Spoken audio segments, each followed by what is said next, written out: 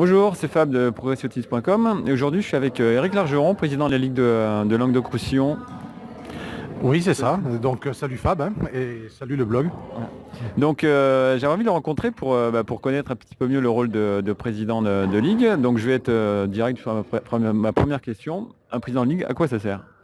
On peut dire en rigolant pas grand-chose, mais en fait, c'est vrai que j'ai sous ma responsabilité donc pratiquement 400 clubs de la région, ainsi que 45 000 licenciés. Alors, naturellement, chaque club, chaque licencié ne me connaît pas, mais c'est vrai que je suis le représentant de la fédération sur le territoire du Languedoc-Roussillon et bientôt, je serai un élu peut-être de la grande région qui, elle, s'étale sur 13 départements. Mais mon rôle, voilà, c'est de soutenir les clubs lorsqu'il y a des soucis, c'est de chapeauter l'organisation de compétition, d'être présent sur les différents événements. Et là, vous le voyez derrière, on est à l'Arena pour l'Open Sud de France. Donc avec un court mini-tennis organisé et animé par le comité de l'Hérault. Donc voilà, on essaie d'être présent partout. Moi, je rencontre beaucoup de joueurs et de dirigeants ici à l'Arena. Et voilà, ça me donne une matérialité du reste du travail que je fais pendant l'année. Donc tu es un rouage donc, dans la hiérarchie au niveau de l'école, la Fédération française de tennis. Et donc tu dois transmettre normalement un peu la politique fédérale. Et est-ce que un président de ligue ou une ligue a une certaine liberté par rapport à son organisation? Alors, il y a plusieurs questions donc, dans ce que tu dis. D'abord, effectivement, je dois transmettre le message de la fédération, même si aujourd'hui, 4 février 2016, la fédération, c'est un petit peu compliqué, hein, donc c'est pas évident. On a des dossiers un petit peu lourds qui traînent comme l'extension de Roland-Garros, par exemple, et qui est important pour l'avenir. On prépare la candidature pour les Jeux Olympiques de 2024. Donc voilà des dossiers importants. Et quant à mon organisation personnelle, je suis enseignant, donc c'est vrai que j'ai un nombre d'heures à faire devant les élèves, mais la malléabilité de mon emploi du temps me permet d'exercer ma passion à côté. Il faut bien dire qu'un président de la Ligue, c'est pas un salarié de la Fédé, c'est un bénévole en fait, qui travaille pour tout le monde, pas que pour son club. Donc je trouve ça très louable dans le sens où les bénévoles travaillent dans leur club pour leurs amis, leurs copains, les personnes qui sont proches, mais un président de club comme un président de comité ou un élu de ligue travaille vraiment pour l'ensemble, et y compris sur des gens qui ne rencontrent pas. Et donc je te dis bravo pour ça. Donc du coup, par rapport justement à cette double casquette côté professionnel, côté bénévole de ligue, quelle est la surcharge que tu estimes de ce poste de président de ligue? On va dire que c'est pratiquement moitié-moitié. Voilà, j'ai l'impression d'avoir 2 activités professionnelles. La chance de l'enseignement fait que mon activité lourde au niveau du tennis se passe à un moment où l'activité scolaire se ralentit un petit peu.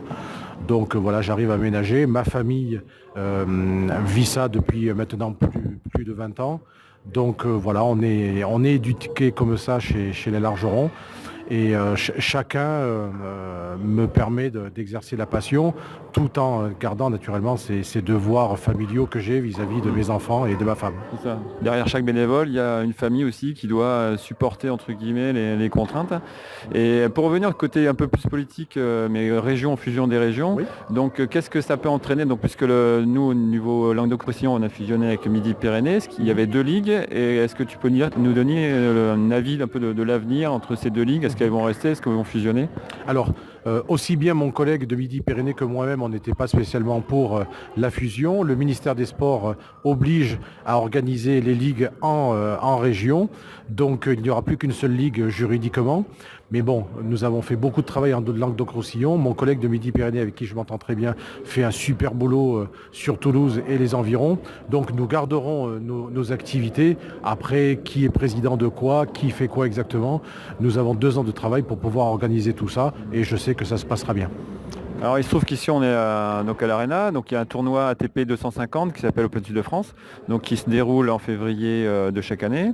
Donc tu as du coup une nouvelle casquette puisque tu as certaines responsabilités. Et en quoi la Ligue intervient dans l'organisation de ce tournoi? Qu'est-ce qu'elle apporte au niveau logistique? Eh bien, quelques bénévoles donc aident à l'organisation parce que tout simplement, depuis 6 ans, ils ont envie de le faire, ils nous le demandent, ils veulent participer au tournoi parce que c'est vrai que c'est une charge, mais à partir du moment où ils sont demandeurs, on ne peut que leur donner satisfaction. Et en plus, c'est un échange gagnant-gagnant puisque nous, on est près de notre passion et les organisateurs sont bien contents de compter sur nous aussi.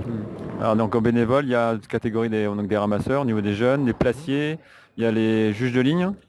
Oui, qui ne sont pas tout à fait bénévoles parce que de par les compétences qu'ils ont acquises, il y a une indemnité qui est prévue. Il y a aussi le service chauffeur qui est également bénévole. Et donc nous gérons également le stand d'accueil. On remplace les belles hôtesses, mais on est plus au fait pour conseiller les gens et puis pour aussi récolter des informations que le public veut bien nous donner. Je crois qu'on a fait le tour. Je pense aussi. Merci. Merci à toi pour ces quelques minutes et puis bonne continuation. Voilà, à bientôt sur Facebook alors. Voilà, cette vidéo à présent terminée. Merci de l'avoir suivi. Je vous invite de visiter mon blog pour voir de nombreux articles et récupérer des fiches gratuites, de me suivre via Facebook, YouTube ou Twitter ou de me contacter par mail. À bientôt.